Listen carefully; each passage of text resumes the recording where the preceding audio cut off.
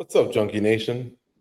Gorgeous George and Goes checking in here. And I suppose the reason I'm calm, cool, and laid back is because we've done this for the third time now. And boy, Mario, you are a trooper. I mean, they just keep changing the venue, changing the name. I don't know how you can get through a camp, being laser focused on someone and then having the switch. So let's go through it real quick. It was going to be in Des Moines, Iowa a few weeks ago versus Marlon Vera. Then they changed it to June 7th, I believe, in Newark. Okay, on a pay-per-view, maybe things are getting better. Still Marlon Vera. Now there's no Marlon Vera, but you do get Patchy Mix. Same location, same bat time. How you feeling? How you taking all this in? Uh, One day at a time, I just got the news that Cheeto got hurt. So, I was a little worried. They told me that they were going to keep me on the card, but I was hoping it. I just didn't want to fight. I still wanted to make sure someone I would fight was like above me. I didn't want to fight. Someone outside the top 15, which I would have done anyway. It's been about a year since I fought. So, but no, they brought Patchy Mix in, and I was super happy about it that they got a good level of a fighter to come in and is just as good as that Cheeto fight, if not better. I was just about to ask you that. Is this an upgrade in any way? With no disrespect to Cheeto, who has fought for a title, who has beaten a former champ who happens to be a teammate of yours, but he's a little bit on the decline, whereas Mix obviously has just had a pretty close to an impeccable run. Yeah, no, it's a little bit better. They both have like pretty big names, I believe. But as far as their records go, Cheeto was, I think, on a 2-fight losing streak. I did fight for the title. And then, yeah, Patchy's just been beating people up outside the UFC, and he's going to, try to prove himself and see where he belongs. How much do you know of Patchy Mix? And have you ever watched him from a distance and thought, oh, I'd like to fight that guy, or I think I can beat that guy? Because obviously he has a little bit of swagger to him. He's a world champ. He's won a Grand Prix. He has beaten, a couple crossover names along the way. So he said things like he thinks he's the best bantamweight in the world. But have you ever thought anything of him? Yeah, no, I've definitely watched quite a bit of his fights. I'm a big MMA fan, so I've seen him fight before. Never thought that I would fight him. Never didn't know if he would ever come over or what that whole deal was. But I have seen him before. Seen him fight. I've seen him after my Blackshear fight. Actually, we met each other in the lobby. He stopped and said congratulations, and said he was a fan, and I said I was a fan as well. And that's about the only time I've seen him and talked to him. Mario, can you kind of take us through the events of finding out this news? Did they tell you, look, your opponent's off, but we're working on this? Or did it come like one at a time, where one day you get one news, then a couple days later, we have somebody for you? Can you kind of take us through that? Yeah. No, I woke up one morning sometime last week, and then I seen that my manager had called me pretty late at night. It was like 9:30. I guess not too late. So I called him back, and he said, yeah, man, Cheeto fell out. He hurt his ribs or something like that. He's like, but the Sean and Hunter, they're going to try to keep you on the card. They're looking for a replacement right now. I'll have a meeting with them later on, so I'll get back to you. And then just waited all day, and then seen on Instagram that Patchy had just been released, and people were putting two and two together. And at this point, like, I'm just like, whoever, there's other talks. I think someone else in the top 15, but people were putting two and two together. And then I think by the next day, it was official. So when you got that news, obviously you had mentioned you do want to fight somebody higher up in the rankings. That's something that a lot of fighters have been asking for lately. And, Patchy's not ranked in the UFC, but he comes with a great pedigree, from Bellator.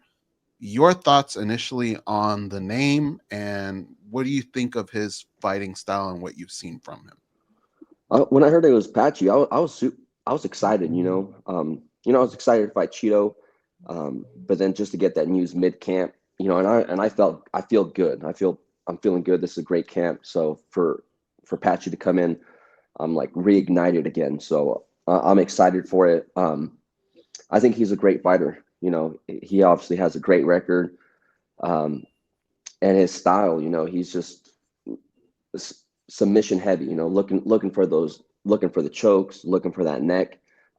So I know what he's going to try to bring to the table for sure, and we're definitely ready for it. You know, you're no longer young Mario Bautista, the new guy on the block. You're an established veteran.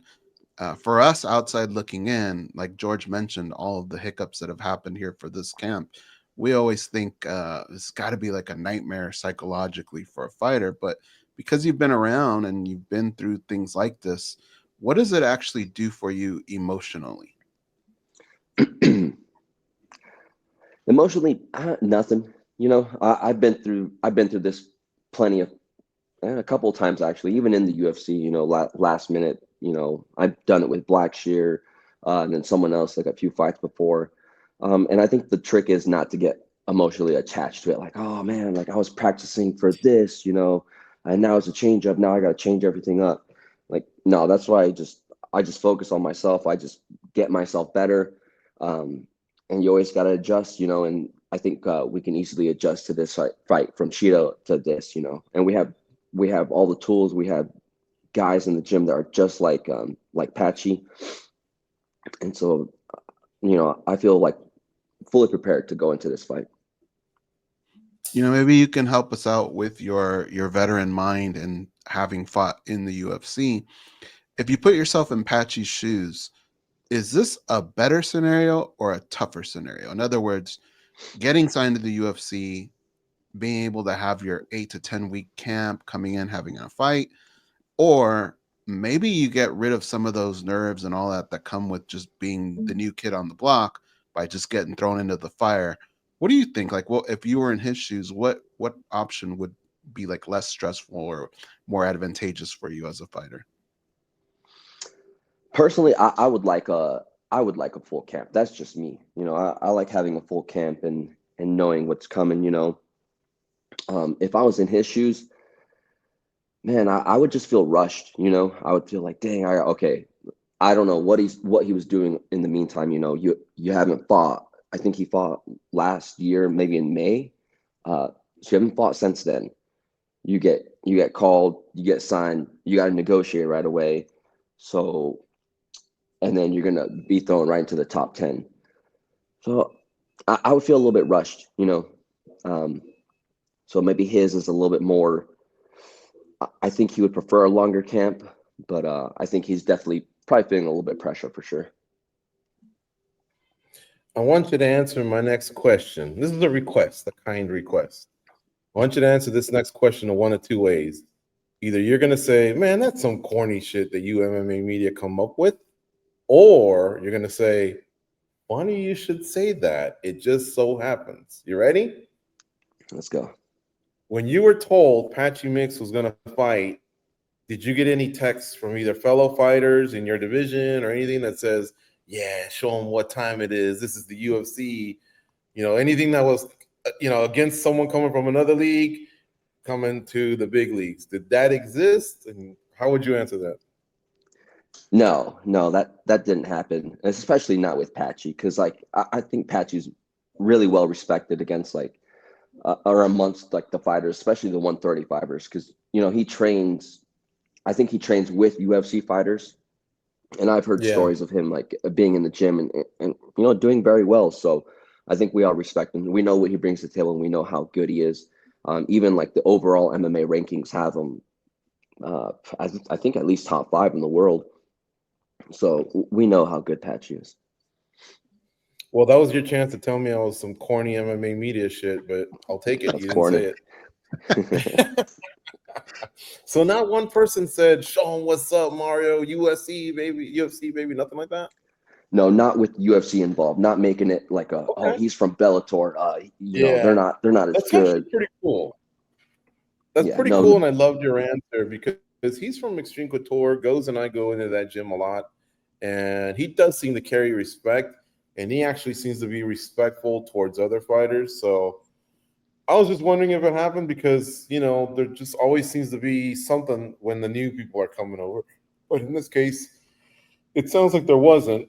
And then Yeah. another thing you referenced, we do overall rankings, and I do them.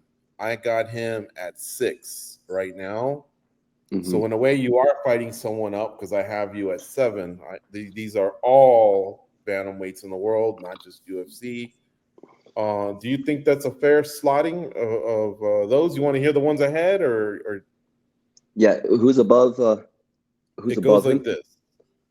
Marab is 1, O'Malley's 2, Petr Yan is 3, Umar Nurmagomedov is 4, Corey Sandhagen's 5, Patchy Mix is 6, Mario Bautista 7, Song Yadong is 8. Yeah, no, I think that's a great spot, especially for him not being in the UFC. I think he deserves that spot. Like I said, I thought he was like top 5 as far as overall, but yeah, he definitely deserves to be up there. He was, and they are tough to do because there's no connecting of the dots, right? He's not fighting the upper echelon, whereas you guys are fighting. So it's easier to place fighters. But at some point, I got to respect his accolades. The Grand Prix title that he won at Bellator with $1 million. Then he's defended the belt. Then he did that Bellator PFL thing, or like that one fight you referenced about a year ago. And the dude just keeps winning, So I think it's going to be a great fight. As soon as I saw it, I go, man, I love the fight. I just feel bad that for you, they keep pushing it back, and now it's a change of opponent. But you seem to be taking it in stride. Yeah, no, I feel good, and I'm excited about it too. Like you said, he's well respected, and I know what it means, to get a win over him. It's just as good as a win, like over Cheeto, if not better. And I think it throws me pretty high up there with a win over him. His jiu-jitsu, you pointed out that you have guys in the gym that can mimic him. I'm sure when he hears that, because along the way there's going to be other outlets that interview you guys, and that's probably going to come up, but he'll probably push back and say, well, but I got that jiu-jitsu, but I also got the striking and the experience. But do you have actual MMA guys that can mimic him, or are you just bringing in hardcore, really, really great jiu-jitsu players just to focus on that part? No, I mean, the hardcore jiu-jitsu guys, there's not too many in our gym. But no, we have a couple guys. We have especially this one kid, Ezra Elliott.